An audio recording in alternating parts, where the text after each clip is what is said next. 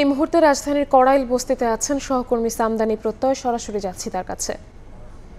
রাত পেরিয়ে সকাল হলেও রাজধানীর কড়াইল বস্তির এই অগ্নিকাণ্ডের ঘটনার পর এখনও জীবনযুদ্ধ শেষ হয়নি কড়াইল বস্তি বাসিন্দাদের।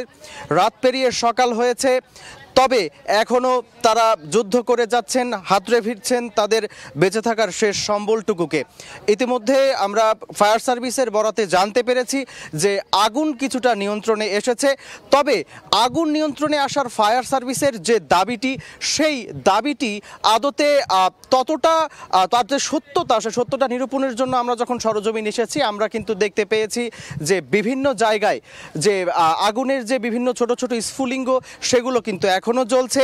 একই সঙ্গে বিভিন্ন জায়গা থেকে ধোঁয়া বের হচ্ছে এবং এখনও কিছু কিছু জায়গায় ফায়ার সার্ভিস আগুন নেভানোর জন্য তাদের অগ্নি নির্বাপন যন্ত্রের সাহায্যে পানি দিয়ে যাচ্ছেন এবং একই সঙ্গে ফায়ার সার্ভিস কর্মকর্তারা বিভিন্ন জায়গায় আগুন নিয়ন্ত্রণের জন্য স্থানীয় বাসিন্দাদের সহযোগিতায় তারা বিভিন্ন জায়গায় পানির ব্যবহার করছেন।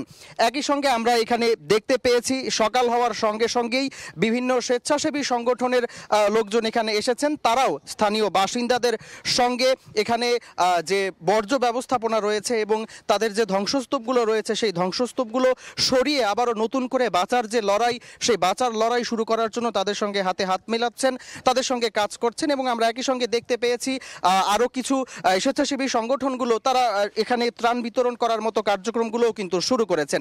একই সঙ্গে আমরা যখন দেখছিলাম গতকাল রাত থেকেই এখানে সবচেয়ে বড় যে ঝুঁকির বিষয়টি হয়ে দাঁড়িয়েছে, সেই ঝুঁকির বিষয় হয়েছে যে ভবনগুলো আগুনে পুড়ে গেছে, সেই আগুনে পুড়ে যাওয়া ভবনগুলো এখন যে অবস্থায় দাঁড়িয়ে রয়েছে, সেটি আসলে অত্যন্ত বিপজ্জনক অবস্থান। কারণ অধিকাংশ ভবনই আমরা দেখেছি যে টিনের ভবন এবং কিছু কিছু ভবন বিল্ডিংয়ের, এবং এই টিন সেট যে ভবনগুলো রয়েছে, সেই ভবনগুলো পুরোপুরি ক্ষতিগ্রস্ত হলেও বিল্ডিংয়ের ভবনগুলো কিন্তু অনেক বেশি ভঙ্গুর হয়ে গেছে। এবং এই বিল্ডিংয়ের ভবনগুলো ভঙ্গুর হয়ে যাওয়ার কারণে ফায়ার সার্ভিসের কর্মকর্তারা এই আশঙ্কা করছেন যে অগ্নিকাণ্ডের পর এই যে ভবনগুলো ক্ষতিগ্রস্ত হয়েছে, সেই ভবনগুলো যে কোনো সময় ধসে পড়তে পারে এবং সেই ভবনগুলোর ভেতরে বসবাসের জন্য কতটুকু অবস্থান রয়েছে সেটি নিয়েও কিন্তু ফায়ার সার্ভিস শঙ্কা জানাচ্ছেন।